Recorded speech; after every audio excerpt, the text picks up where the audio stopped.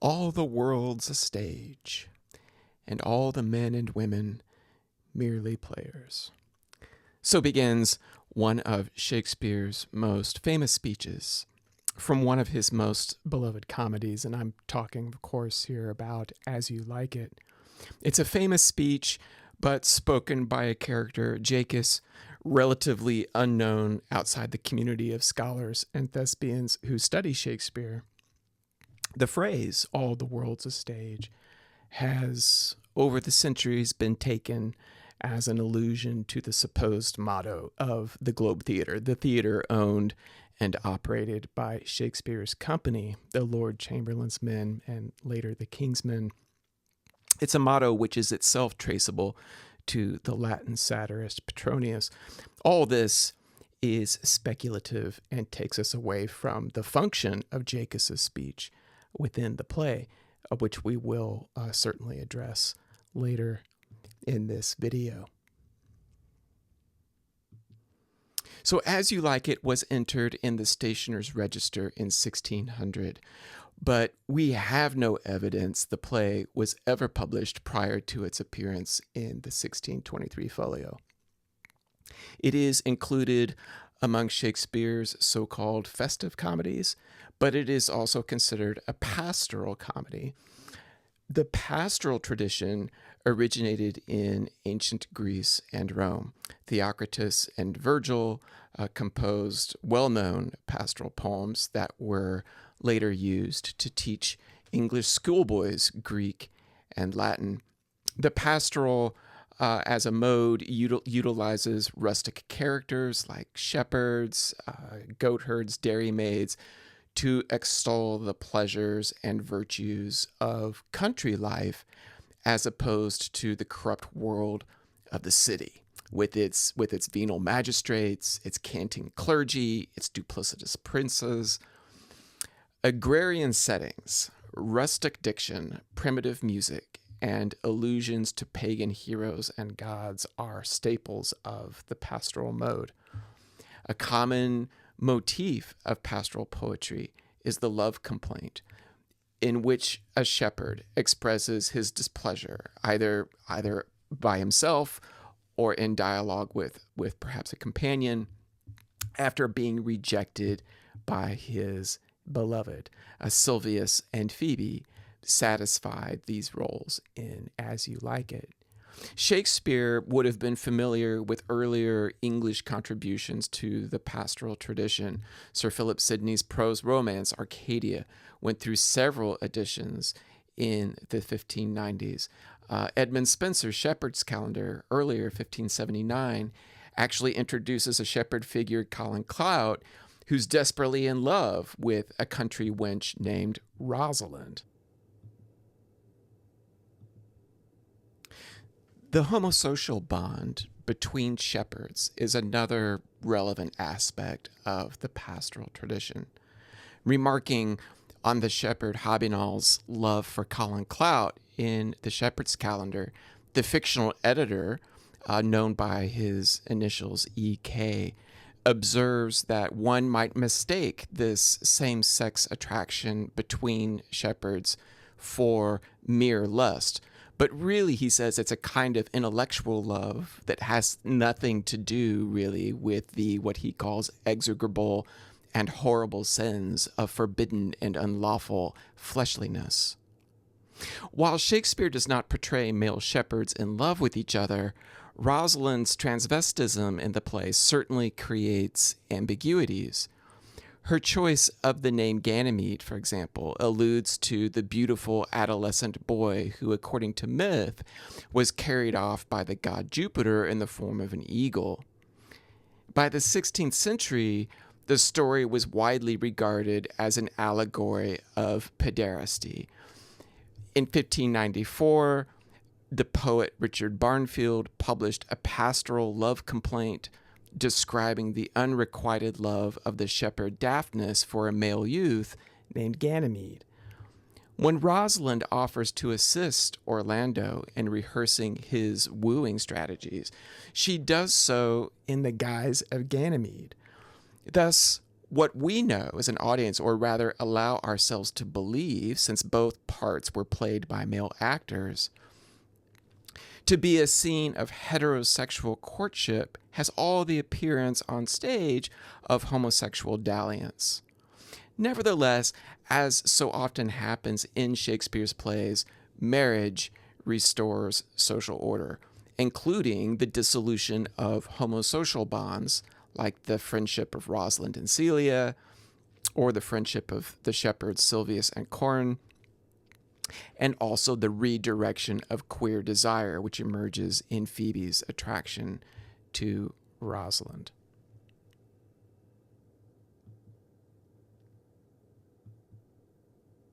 The basic plot of As You Like It borrows heavily from Rosalind. This was a pastoral prose romance written by Thomas Lodge, who was a contemporary of Shakespeare. It was first published in 1590. The book was dedicated to Baron Husden, the Queen's Lord Chamberlain, who a few years later would become the patron of Shakespeare's theater company. Despite numerous parallels between the two works, As You Like It contains many deviations from Lodge's original story. So, for example, Lodge abruptly ends the final wedding celebration to send his Oliver and Orlando characters to fight against Torismond. That's the Duke Frederick character, who is ultimately killed in battle. Shakespeare, by contrast, has Duke Frederick lay down his arms peacefully and retire into the forest of Arden. So while Lodge's characters, another difference is his characters are fluent, capable poets. Shakespeare's characters, Orlando in particular, are generally incompetent and clumsy writers of poems. And finally, although the play retains many of Lodge's original characters, Shakespeare changes some of their names, but some of the characters, Jacus and Touchstone, for instance, are Shakespeare's invention. On the left, I'm going to put up an excerpt from Lodge's Rosalind. It's a conversation between Rosalind and Alinda. Alinda is Lodge's Celia character, concerning a love poem that they find. It's been carved into the bark of a tree by the shepherd Montanus. They're talking about that poem here.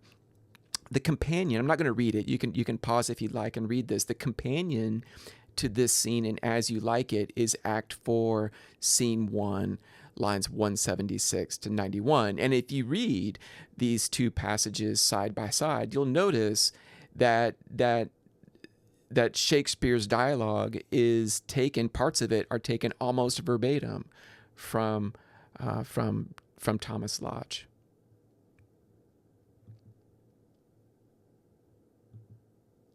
So As You Like It is also well known for its songs. It contains 7 songs, more than any other Shakespearean play.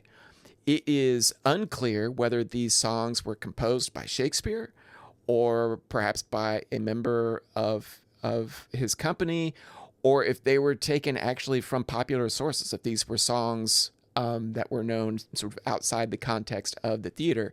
At least one song, It Was a Lover, which is in Act 5, Scene 3, appeared in print prior to the play. The London composer, Thomas Morley, included this song in his book, The First Book of Airs, which was published in 1600 by William Early. It is also one of the few Shakespearean songs, by virtue of this book, for which we have a contemporary musical setting, which I've shown you above there. We do not know if Morley wrote the song specifically for the play, or if Shakespeare simply incorporated an already existing song into the play. Interestingly, Morley and Shakespeare lodged in the same London neighborhood at the same time, which leaves open the question of a possible collaboration. But we so far have no direct evidence of that. Shakespeare's occasional allusions to Christopher Marlowe's life and literary work are another interesting aspect of this play. Shakespeare certainly knew Marlowe, who was already a successful playwright by the time Shakespeare arrived in London. Um, and the two may have collaborated on some early plays. The first part of King Henry VI, for example, is believed now to have some portions of it to have been composed by Marlowe. Although Marlowe had died long before the composition of As You Like It, his Epyllion, or his mini-epic, Hero and Leander, was first published in 1598. Rosalind alludes to this tragic love story in an important conversation with Orlando in Act 4, specifically the first scene, lines 87 to 92. Referring to Marlowe as the dead shepherd, Phoebe quotes directly from Marlowe's poem in an exchange with Silvius. The line she quotes is, "Whoever loved that loved not at first sight," a very famous line. That's in Act 3, Scene 5, lines 80 and 81. And finally, Touchstone's line, "It strikes a man more dead than a great reckoning in a little room," in Act 3, Scene 3, may refer to Marlowe's death in 1593 when he was stabbed through the head at a Deptford tavern, supposedly in a dispute over an unpaid bill, the reckoning, as it was called in the report. There's the title page of Hero and Leander, 1598. So close to the date that we believe that Shakespeare wrote As You Like It. Very famous image here, the Fool's Cap world map. And I'm going to use that as the background to talk about the characters in the play. So we'll start by talking about two pairs of brothers. Orlando first. Orlando is the youngest of the Du Bois brothers. He represents the abuses of the system of primogeniture. This was a system that privileged the eldest son in aristocratic families, and that eldest son, Orlando's oldest brother, there's Orlando, reading one of his poems, is Oliver. This was a system, primogeniture, that was designed to ensure family stability and security, the peaceful and reliable transfer of rank and wealth. But it could leave younger sons like Orlando powerless and dependent, and we'll look at some of that in the opening scene of the play in just a moment. Orlando represents more than that, of course. He also represents he kind of comes to stand for stylized courtly love. Once in the Forest of Arden, he begins writing Petrarchan sonnets, part of the artificial courtship rituals of the aristocratic class. In Shakespeare's time, the writing of these kinds of elaborate poems and sonnet sequences were associated with courtier culture. And Rosalind and Jacus too, the cynical Jacus, who rebukes Orlando for polluting the forest and carving up the trees with his poems, have little patience with this aspect of Orlando's character. Aller, of course, is the elder brother, who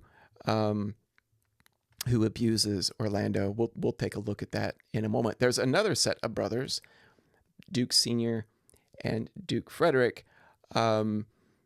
This is kind of a reversal of the Orlando Oliver situation, where we now have a younger brother, Duke Frederick, who has usurped his older brother's position as Duke and begins ruling the duchy for himself. Duke Senior is forced into the Forest of Arden, where he is living in exile at the start of the play. Rosalind is Duke Senior's daughter. She goes by the name Ganymede later in the play in the Forest of Arden when she adopts her male disguise, and we'll look at that scene a little later in the video. Traveling with her is, there she is, reading one of Orlando's poems, Stuck on a Tree. These photos are of early 20th century stage productions of the play. And she's traveling with Duke Frederick's daughter, Celia, who in the forest goes by the name Aliena. Rosalind, her character is the largest female part in the Shakespearean canon. She edges out Cleopatra and Margaret for the top spot, and because she speaks so much in prose, her word count is significantly higher than either of those characters. She is not Shakespeare's only comedic cross-dressing female character, however. Portia in The Merchant of Venice, Julia in The Two Gentlemen of Verona, and then, of course, Violet in Twelfth Night. Because we've read Twelfth Night in this course, that's the most obvious comparison. But whereas Viola's disguise as a man creates entanglements and difficulties that Viola says at one point in one of her key speeches that time will just have to sort it all out, Rosalind, by contrast, she remains in control throughout the play. She's confident, she's assertive, she is unflappable, even when confronted with the unexpected, like when Phoebe falls in love with her, or when Oliver shows her the bloody handkerchief in an important scene late in the play. And she winds up orchestrating the entire denouement of the play perfectly. Everything is very well executed. Silvius and Corin are the two shepherd figures, the two main shepherd figures in the play. They are natives to the Forest of Arden. Silvius is a lover like Orlando, and one element of this play are these different modes of love. We have Orlando, who expresses the kind of stylized, courtly Petrarchan mode, and Silvius is the pastoral lover, a kind of rusticated Petrarchanism, if you will. But this makes him vulnerable. This allows Phoebe, the woman he loves, to abuse and take advantage of him. And we'll take a look at that later as well. And then we have two country women, Phoebe and Audrey. Again, like I said, Phoebe is the love interest of Silvius, and Audrey winds up being married to the fool, Touchstone, later in the play. And those are the last two characters we're going to talk about. Touchstone, and then Jacus. We'll talk about it in a moment. Touchstone, just sort of linking him to Silvius and Orlando, in his relationship with Audrey, Touchstone represents carnal appetite. He's the bottom tier in the continuum of love that includes Orlando and Silvius. His courtship of Audrey is abrupt. It's practically non-existent. It's like before we know it, they're like, getting married. His primary concern is to dispatch rivals. I think William is. I feel so sorry for William. He just gets absolutely shredded by Touchstone, and then he's just dismissed. One of the most pathetic characters in Shakespeare. And so he wants to dispatch his rivals and get Audrey into the sack as quickly as he possibly can. And I've paired Touchstone here with the character Jacus. There's Touchstone. Touchstone with Rosalind and Celia, of course, they're behind him. Obviously, they are not yet in their Arden costumes at this point. I love that. I love that Touchstone costume. That's fantastic. Anyway, Jacus, one of Shakespeare's most intriguing characters, one of my personal favorites. He is a committed misanthrope. Rosalind says, "They say you are a melancholy fellow." And he responds, "I am so. I do love it better than laughing." But he does laugh, or he admits to laughing anyway, when he describes his initial encounter with Touchstone in the forest. He seems to feel some kind of connection or kinship with Touchstone. That's why I pair them together here. Like Shakespeare's other fools, Touchstone is aloof. He is detached from elite society and yet remains close enough to observe its members and to comment and satirize their foibles and limitations with impunity. And I think Jacques admires this ability. And at one point, he fancies himself playing a similar role in society, but ultimately realizes that he's much too brooding and melancholy and serious. He does not possess Touchstone's levity and social adeptness. So those are the major characters who will figure in my discussion of specific scenes a little later. Many of them, as you can see here, will wind up married by the end of the play. I've got the 4 primary marriages laid out here: Orlando and Rosalind. Oliver will marry Duke Frederick's daughter Celia. Silvius and Phoebe will marry, as will Touchstone and Audrey. So I like to show you images, illustrations of the play that have been made over the centuries. This one is a late 18th century design based on a painting by, an engraving based on a painting by William Hamilton. It is pretty obviously Act 5, Scene 4, the very end of the play, the reveal and the weddings. I'll let you pause the video here if you'd like to see if you can identify all these characters. And I named all of them just now. So there's Rosalind and Orlando, of course, fairly easy to identify. You have to pay attention to the outfits to identify Celia and Oliver there in the back. And then over on the right side, in more rustic clothing, we have Phoebe and the shepherd Silvius. And then you can barely see them on the left, but Touchstone and just the profile of Audrey's face on the left. And get some of this out of the way so that we can identify Jacques in the dark clothing, looking very brooding and serious. And then Duke Sr. there standing next to him. There's one figure here that we have not talked about yet. So As You Like It concludes with no fewer than 4 weddings, like I said, which prompts Jacques to quip, "There is sure another flood toward, and these couples are coming to the ark." So marriage en masse is typical of Shakespeare's comedic finales, but certain aspects of this scene draw special attention. First is the appearance of Hymen, the Greek god of marriage. Hymen featured regularly in Elizabethan and Jacobean masques that were composed to celebrate aristocratic weddings.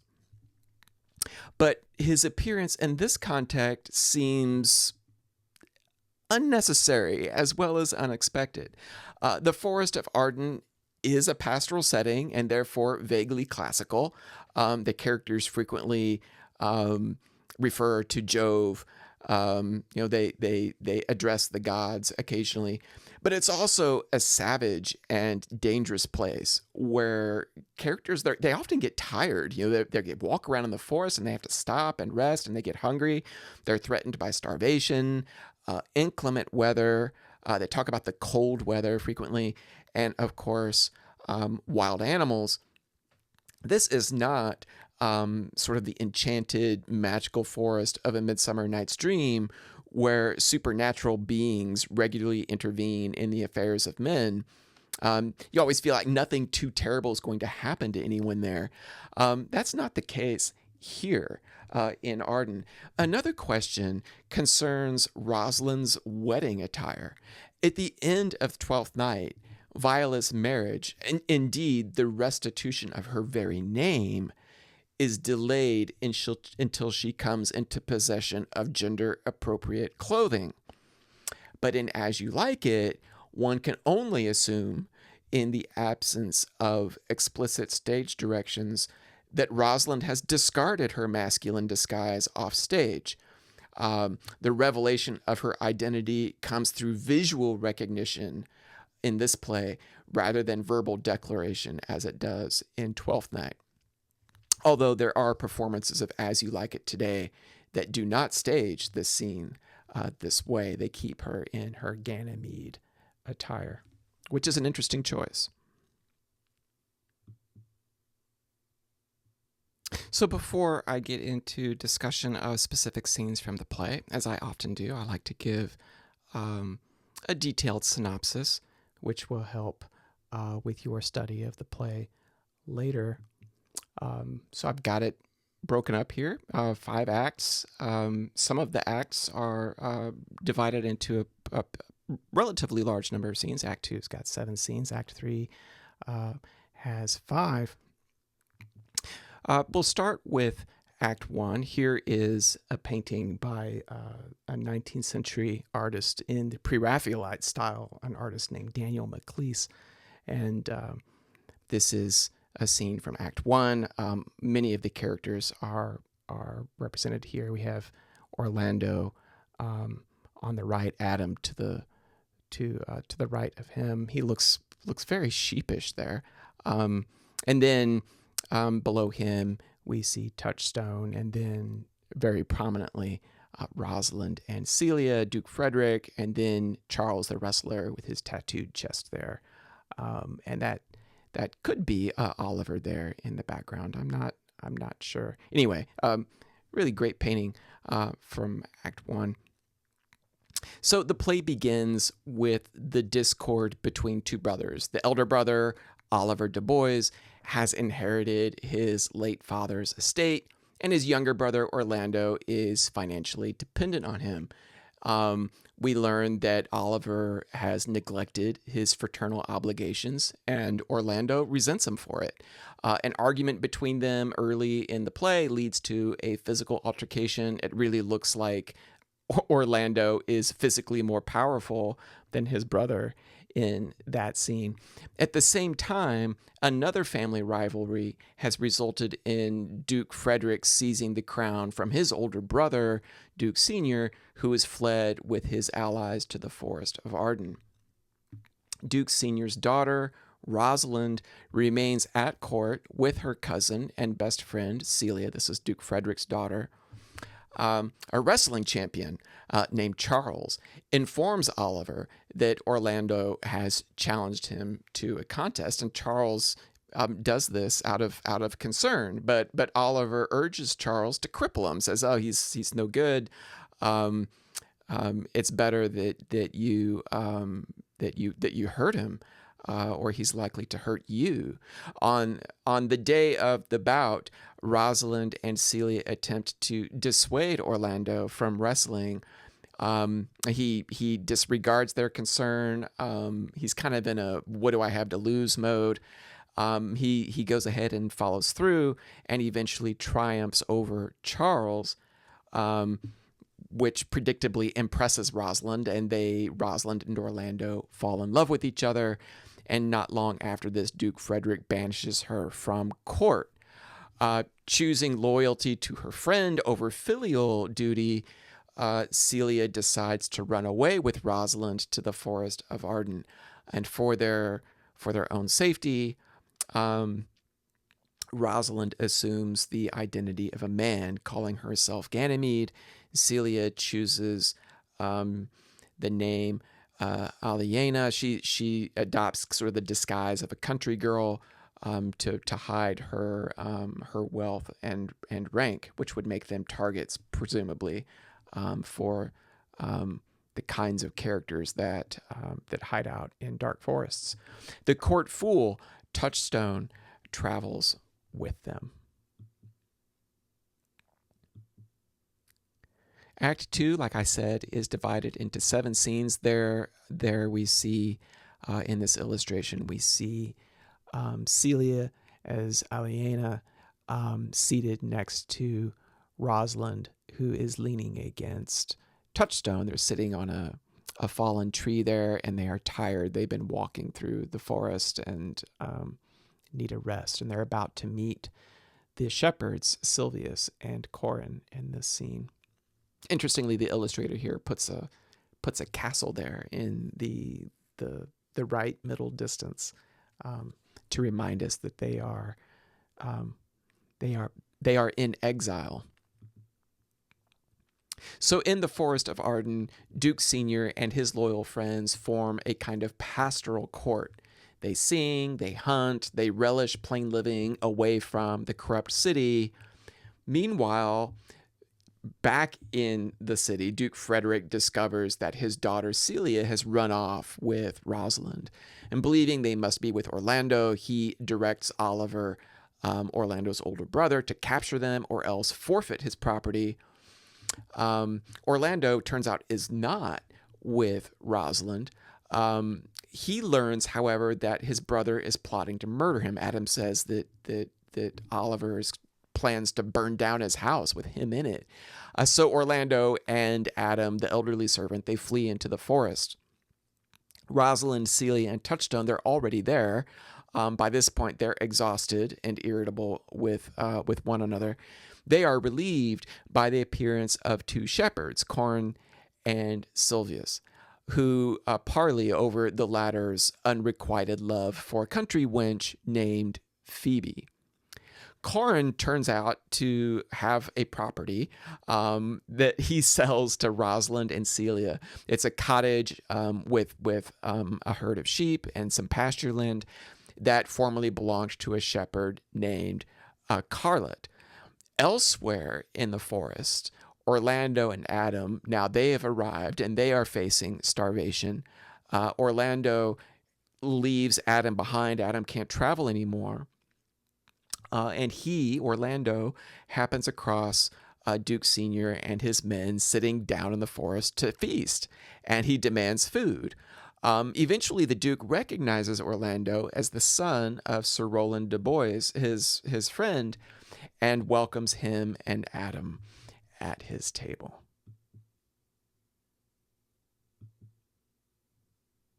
So Act 3 is in 5 scenes. Orlando wanders about the forest, composing cliched, poorly executed love poems and hanging them from the trees and carving them into the bark of the trees. And they're later found by Rosalind, Celia, and Touchstone. And they read the poems aloud and they discuss their merits and meaning. And then Orlando conveniently appears, and he eventually admits that he's written the poems. Rather than revealing herself to him at this point, however, Rosalind decides to test his devotion by offering to cure his love through role play, with Rosalind, who we have to remember is still in the guise of the male character Ganymede, playing herself as an aloof Petrarchan mistress. So very complicated complicated character in disguise, then playing herself for another character. Touchstone, meanwhile, we find out, has been aggressively courting a country wench named Audrey, to whom he has quickly and somewhat surprisingly arranged to be married. The ceremony is interrupted by Jacus, who insists they postpone until they can have a proper city wedding. Later, Rosalind is disappointed when Orlando does not show for their appointed meeting. She, Celia, and Corin listen in as Silvius fails in his attempt at wooing Phoebe. Rosalind pities Silvius and rebukes Phoebe for her vanity, but her advice to both of them backfires when Phoebe ends up falling in love with her. So another additional complication in the play.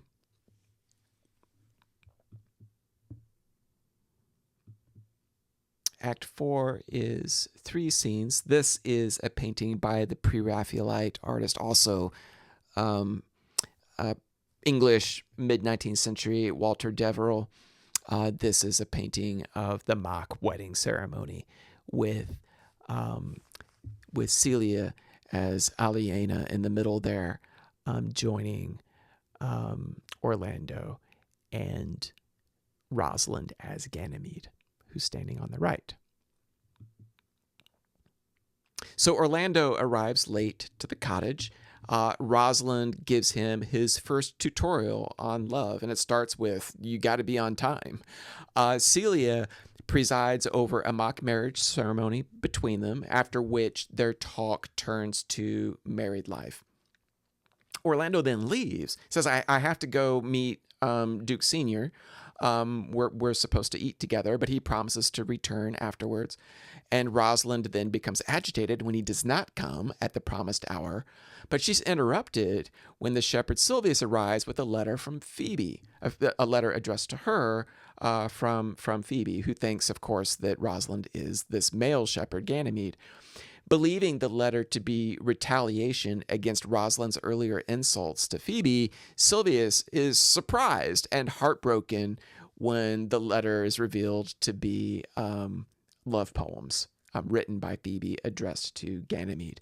Rosalind rebukes Silvius for allowing himself to be gulled by Phoebe this way and sends him away, at least for the time being. Then suddenly, Oliver, who's been absent since early in Act 3, suddenly appears and tells this astonishing story of his reconciliation with his younger brother Orlando, who was injured in the forest, rescuing him from wild animals, from a lioness. As evidence, he produces the bloody handkerchief. Handkerchiefs are so important in Shakespeare sometimes. And Rosalind faints at the sight of it. And in doing so, she nearly discovers the truth of her female identity to Oliver, who's very suspicious. He's like, there's something fishy about all this, but she does pull it off. Finally, Act 5. This begins with Touchstone contemptuously deriding cruelly Audrey's former lover, William. I already shared my feelings about William earlier, poor guy. Meanwhile, to Orlando's amazement, Oliver has fallen in love with Celia, believing her to be this country girl named Aliena, and he's decided to marry her and live life as a shepherd. He gives his entire estate to Orlando. Orlando is happy for his brother, but wishes that he too might marry the woman that he loves. Hearing this, Rosalind, as Ganymede, tells Orlando that on Oliver's wedding day, she will use magic to make herself appear and fulfill his wish. At this point, Phoebe arrives. She's angry. She's angry that Rosalind had disclosed the contents of her letter to Silvius. Rosalind tries to resolve this. She promises that everyone's going to be happy. Everyone will get married to the person that they should marry the next day, knowing, of course, that this will require her to disclose her real identity. After she does, and during the wedding festivities, Jacques de Bois, the second son of Sir Roland de Bois, arrives with news that Duke Frederick, who is preparing to come into the forest with an army and exterminate Duke Sr. and his allies, has suddenly repented. He's met a holy man in the forest, and he repents his previous wickedness. He's returned Oliver's confiscated property, and he's abdicated the duchy. So with Duke Sr. restored to power, Orlando stands now to inherit the duchy by right of marriage. Duke Sr. and the De Bois brothers and their brides then prepare to return to the city.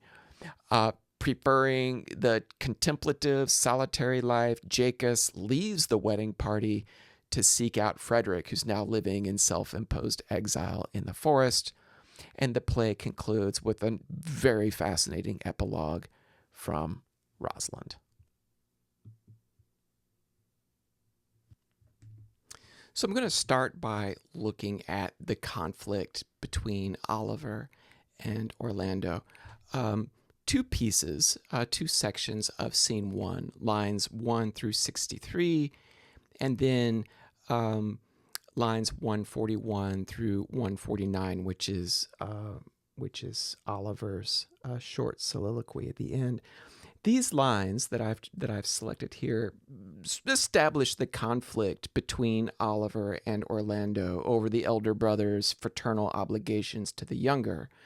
We also learn in lines 141 through 149, Oliver's personal motives for inhibiting Orlando, which we see in this soliloquy. I'll go ahead and read it. These are lines 141 to 149.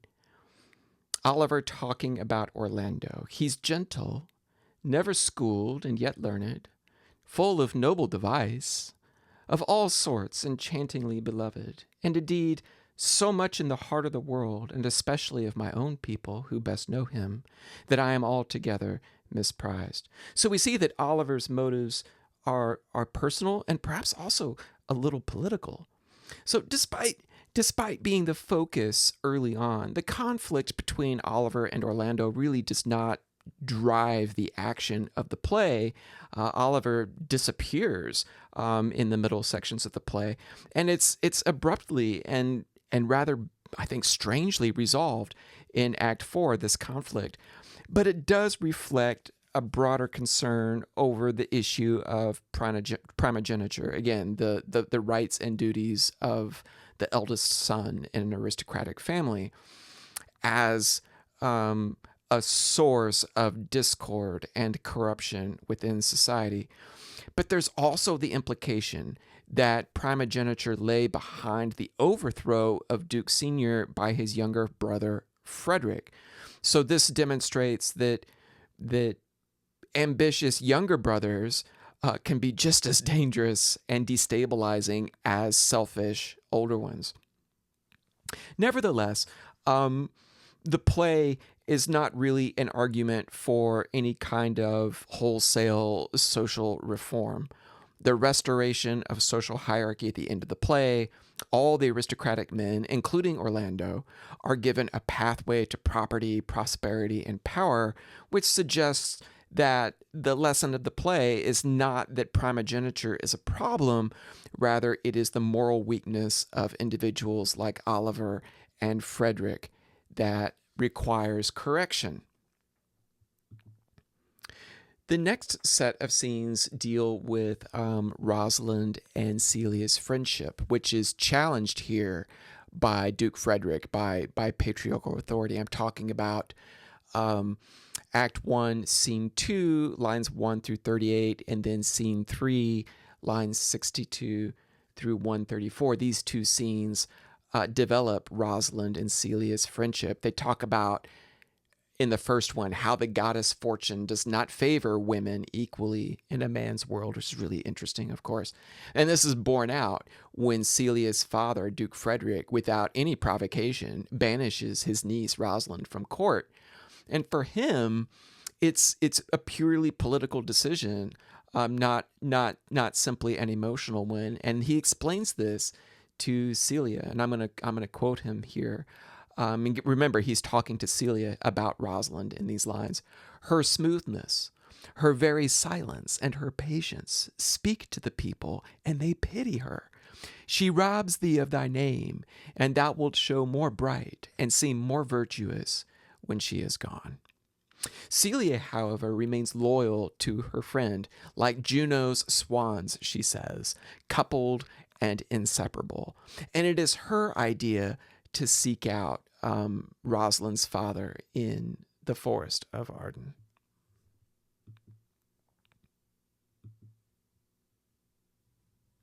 So by Act 2, we are in the forest of Arden, and will remain there for most of the rest of the play. Act 2 opens with a couple of speeches, one direct speech from Duke Senior, and then another speech from Jacas that gets reported by one of the lords. Duke Senior's speech is excellent speech, extolling the virtues of life in the country, away from the artifice and corruption of the court. This is classic pastoral poetry here. I'm going to read part of it to you. Are not these woods more free from peril than the envious court? Here feel we not the penalty of Adam.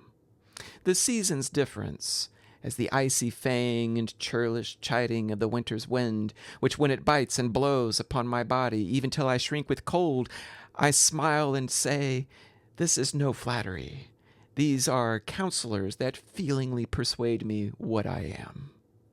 Sweet are the uses of adversity, which, like the toad, ugly and venomous, wears yet a precious jewel in his head. And this our life, exempt from public haunt, finds tongues in trees, books in the running brooks, sermons in stones, and good in everything. Melancholy Jacus does not find the good in everything. He apparently spends most of his time alone in the forest. He just reports back from time to time. His first speech actually comes not out of his own mouth, but indirectly, as reported by one of the lords attending Duke Senior, who says that he'd been out in the forest and overheard Jacus lamenting over a wounded stag that he observed dying in the forest. What Jacus observes then in his speech is not a salubrious, clean, virtuous pastoral world, but one that in many ways resembles the corrupt world that Duke Senior and his followers have left behind. Here's just a portion of the Lord's account of Jacus's speech, and I'm starting at line 52 here. Anon a careless herd, full of the pasture, jumps along by him being the wounded deer, presumably, and never stays to greet him. Aye, quoth Jacus, sweep on, you fat and greasy citizens. 'Tis just the fashion. Wherefore do you look upon that poor and broken bankrupt there? Thus, most invectively, he pierceth through the body of country, city, court, yea, and of this our life, swearing that we are mere usurpers, tyrants, and what's worse, to fright the animals and to kill them up in their assigned and native dwelling place. And Duke Senior says, and did you leave him in this place? And another lord says, we did, weeping and commenting upon the sobbing deer.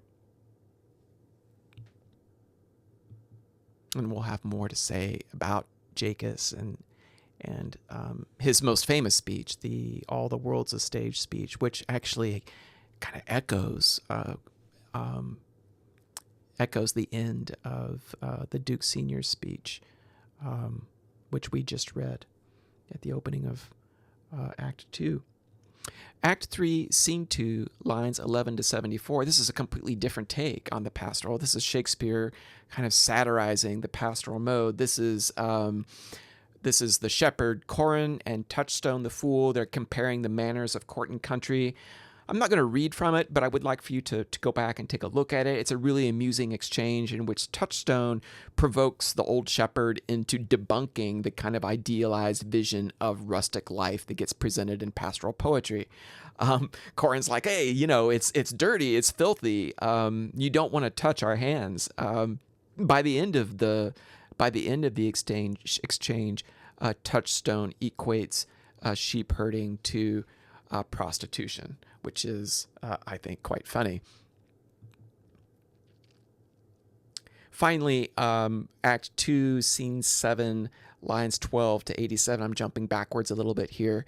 This is back to Jacus and his admiration for Touchstone, and his own. He's talking to Duke Senior here, and it's his own. He has his own aspirations to play the part of a fool. It says, "Dress me motley," he says at one point. It's Touchstone's contrariness, his capacity to see through pretense that draws the admiration of Jacus, who in these lines recounts to Duke Senior his first encounter with Touchstone in the forest. And like I said, expresses his desire to become a fool himself.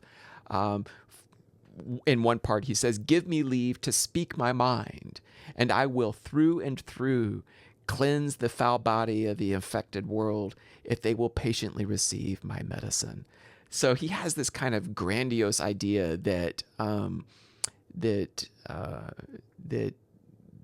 his his ability to see and comment on the flaws and limitations of humanity can have this positive effect, which is a delusion that Touchstone never goes there. He never says anything like that. But the problem for Jacques, and it's a problem that he eventually recognizes by the end of the play, is that his constitutional melancholy and misanthropy are incompatible with fooling. And I can best illustrate this difference by comparing two speeches in the play. One of them, Jacques's, and one from Touchstone. So these will be the 7 Ages of Man speech, Act 2, Scene 7, lines 136 to 166, and Touchstone's 7 Causes of Quarreling speech, Act 5, Scene 4, lines 42 to 96. One of the recurring motifs of this play is time. The subject comes up in many different contexts in the play. The passage and the marking of time. It comes up in the very first meeting between Jacques and Touchstone. Touchstone is checking his watch and remarks how the world wags. And we'll talk about some other references to time a little later in some of the other speeches from other characters. So that the passage and marking of time, but also how our perception of time is relative to our individual circumstances. All the World's a Stage, this speech is one of Shakespeare's most recognizable speeches, and its subject is not just the roles that men play, but how those roles change for an individual over the course of an entire lifetime. The details in the speech are very specific, but the implications of it are universal. I'm going to put it up on the screen. There's the speech as it appears in the 1623 folio on the left. Like I said, very popular speech. It's been illustrated by many artists over the centuries, and I've chosen some illustrations by the late 18th, early 19th century artist Robert Smirke to go with it. And I'll just go ahead and read the speech and put the illustrations up as I move through it. All the world's a stage, and all the men and women merely players. They have their exits and their entrances, and one man in his time plays many parts, his acts being 7 ages. At first the infant, mewling and puking in the nurse's arms. Then the whining schoolboy, with his satchel and shining morning face, creeping like snail unwillingly to school. And then the lover, sighing like furnace, with a woeful ballad made to his mistress' eyebrow. Then a soldier, full of strange oaths and bearded like the pard, jealous in honor, sudden and quick in quarrel, seeking the bubble reputation even in the cannon's mouth. And then the justice, in fair round belly, with good capon lined, with eyes severe and beard of formal cut, full of wise saws and modern instances, and so he plays his part. The 6th age shifts into the lean and slippered pantaloon, with spectacles on nose and pouch on side, his youthful hose well saved, a world too wide for his shrunk shank, and his big, manly voice turning again toward childish treble pipes and whistles in his sound. Last scene of all that ends this strange, eventful history is second childishness and mere oblivion. Sans teeth, sans eyes, sans taste, sans everything.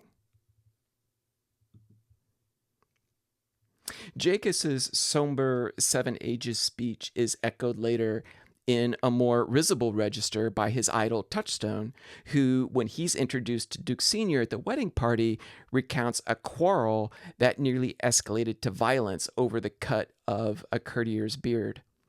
Prompted by Jacques, Touchstone explains in tedious detail how quarreling passes through 7 stages, each stage involving a kind of rote performance like the acts in a play, culminating finally in what he calls the lie direct.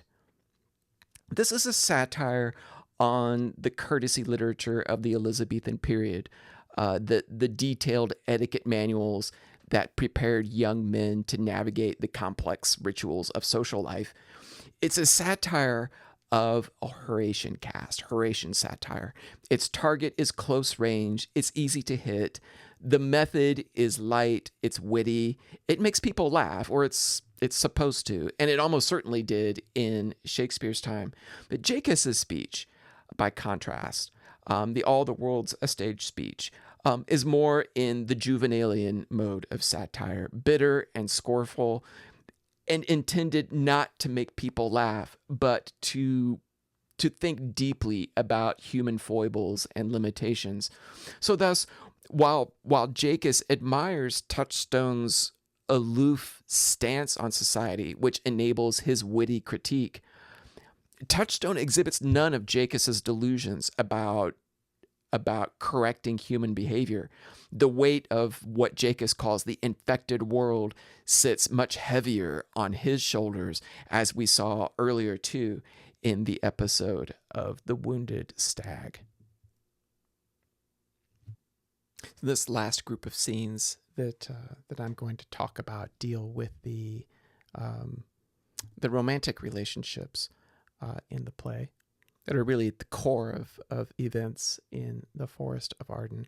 We'll start with Act 3, Scene 2, lines 277 to 393. This is when Rosalind and Orlando meet each other, and they talk about time at first, really interesting conversation about time and love.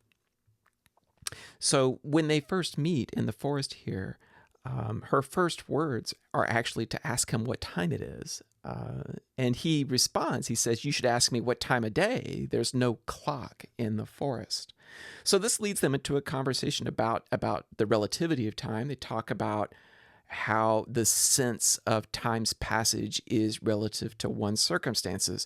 So how time passes slowly for the maid anticipating her wedding day, but quickly for the man who is awaiting his execution. She questions him about his love for Rosalind. Of course, he doesn't realize he's talking to the woman that he loves. And she describes love as a kind of madness and offers to cure him of it, which, of course, is a test to see just how loyal he is to her, by pretending to be Rosalind and then putting him through his paces, throwing obstacles in his way, in the kind of the traditional Petrarchan, aloof mistress kind of way, which is a really, I find this role play to be really fascinating for reasons that I talked about at the beginning of this video. The next scene that I'd like for you to review involves not Orlando, but Silvius, who's in love, the shepherd Silvius, who's in love with Phoebe. This is Act 3, Scene 3, the very next scene, actually, lines 1 through 63. The shepherd Silvius here, desperately wooing Phoebe, who is impatient with all of his poetical talk. It doesn't impress her at all. She cruelly spurns him. And Rosalind, who, when she first heard Silvius's love complaint earlier in the play, when she first arrived in the forest, she overhears this and she's offended by it, and she rebukes both of them, actually. She rebukes Phoebe for her vanity, and Rosalind just savagely tears down her physical beauty, basically says, "You're the ugliest woman I've ever seen," and she rebukes Silvius for indulging her vanity. And I'll read part of her lines here. You, foolish shepherd, wherefore do you follow her like foggy south, puffing with wind and rain? You are 1,000 times a properer man than she a woman. 'Tis such fools as you that makes the world full of ill-favored children. 'Tis not her glass, but you that flatters her, and out of you she sees herself more proper than any of her lineaments can show her. Then she turns her attention to Phoebe. But, mistress, know yourself. Down on your knees and thank heaven, fasting for a good man's love. For I must tell you friendly in your ear, sell when you can. You are not for all markets. Cry the man mercy, love him, take his offer. Foul is most foul, being foul, to be a scoffer. Good advice, but of course this all backfires when Phoebe ends up falling in love with Rosalind. Act 4, Scene 1, lines 37 to 177. Now, Orlando has come back. They are meeting again. And this meeting also starts with some talk on the topic of time, since Orlando is late to their meeting. During this role play, Rosalind chides Orlando for his sort of excessive Petrarchan histrionics. Rosalind says, in her person, that is in the person of Rosalind being Ganymede playing Rosalind, I say, I will not have you. And Orlando says, then in my own person I die. And Rosalind is like, this is ridiculous. This is silly. She says, no, Faith, die by attorney. The poor world is almost 6,000 years old, and in all this time there was not any man died in his own person, videlicet in a love cause. Troilus had his brains dashed out with a Grecian club, yet he did what he could to die before, and he is one of the patterns of love. Leander, he would have lived many a fair year, though Hero had turned none, if it had not been for a hot midsummer night. For, good youth, he went but forth to wash him in the Hellespont, and being taken with the cramp, was drowned. And the foolish chroniclers of that age found it was Hero of Cestus. But these are all lies. Men have died from time to time, and worms have eaten them, but not for love. The scene continues with Celia presiding over the mock wedding, and then Rosalind counsels Orlando about married life, how any woman worth taking as a wife will prove wiser and wilier than her husband. She sounds a lot like Chaucer's wife of Bath in this moment. She says, "Make the doors upon a woman's wit, and it will out at the casement, that is, out the window. Shut that, and 'twill out at the keyhole. Stop that, 'twill fly with the smoke out at the chimney." Orlando says, "A man that had a wife with such a wit, he might say, 'Wit, whither wilt?'" "Nay," she says, "you might keep that check for it till you met your wife's wit going to your neighbor's bed." And Orlando says, "Well, and what wit could wit have to excuse that?" "Marry, to say she came to see you there. You shall never take her without her answer, unless you take her without her tongue. Oh, that woman that cannot make her fault her husband's occasion, let her never nurse her child herself, for she will breed it like a fool." I find that very, very funny. Act 4, Scene 3, lines 97 to 179. This is these lines include the really strange story of how Orlando was walking through the forest after meeting with Rosalind and sees Oliver asleep and saves him from a serpent and a lioness. Both animals, by the way, are gendered female in that description. So it seems to carry allegorical significance. It's kind of sounds like something you would read in Spenser's Faerie Queene, but the symbolism is really ambiguous. The dramatic interest of this scene, however, lies in Rosalind's reaction when Oliver produces the bloody handkerchief. She faints at line 155, which is a conventional female response to the sight of blood, and Oliver finds her fainting really surprising and suspicious. But she has the immediate wherewithal to play it off as part of her performance as Rosalind, and asks Oliver to convey back to Orlando how convincing she was in playing her part. So I think she does a good job of playing this, her fainting off, with a little help from Celia in that scene as well.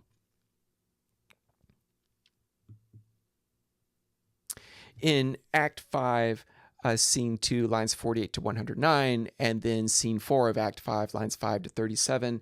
We're not going to read any of the passages from these scenes, but I would like you to go back and take a look at them, and just how deftly Rosalind orchestrates the resolution of the play, the marriage resolution, ensuring, she's got a lot of things to fix here, ensuring not only that she will be united with Orlando, but also that Silvius will be united with Phoebe, who, remember, is in love with her in the guise of Ganymede at this point. And she does this quite effectively. Just a couple very subtle hiccups for comedic effect, but she pulls this off really well. Make sure you go back and look at those lines. Finally, back to Jacus in Act 5, Scene 4, lines 142 to 184. Leading up to this, Jacus Du Bois arrives at the wedding party, and he's got the news that Frederick has laid down his arms, and he's ceded the duchy back to his older brother, Duke Senior. And this almost unbelievable, miraculous conversion facilitates the complete restoration and validation of a patriarchal, heterosexual social order that was undermined by the selfish acts of Oliver and Frederick at the very beginning of the play. This is Duke Senior in response to Jacus Du Bois. Thou offerest fairly to thy brother's wedding. To one, that is, he's talking about Oliver here, his lands withheld, and to the other, that is Orlando, a land itself is large, a potent dukedom. First, in this forest, let us do those ends that here were well begun and well begot. And after, every of this unhappy number, or this happy number, that have endured shrewd days and nights with us, shall share the good of our returned fortune according to the measure of their states. That last line is so important. According to the measure of their states. Jacus here, he sees no place for himself in this straight-ordered world. Addressing the entire party, he says, "To your pleasures, I am for other than for dancing measures," he says, and he retreats off into the forest of Arden, presumably looking for Frederick. Finally, we'll end with Act 5, Scene 4, very short epilogue. During this period, epilogues typically were not delivered by a female character, so this is unusual.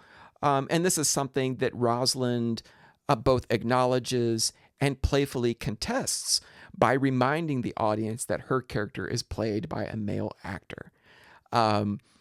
I can imagine the Puritan critics of the theaters just absolutely hating this epilogue. Her ironic flirtation with the men in the audience is very funny. She says, or he says, "If I were a woman, I would kiss as many of you as had beards that pleased me, complexions that liked me, and breaths that I defied not. And I am sure as many as have good beards, or good faces, or sweet breaths, will for my kind offer, when I make curtsy, bid me farewell." That's an invitation to applause, but it's also very funny. I really love the epilogue of this play, and you should always pay very close attention to opening prologues and epilogues when you're reading drama in this period, sort of shaping how the audience is supposed to respond to the material of the play. And that concludes this video on As You Like It.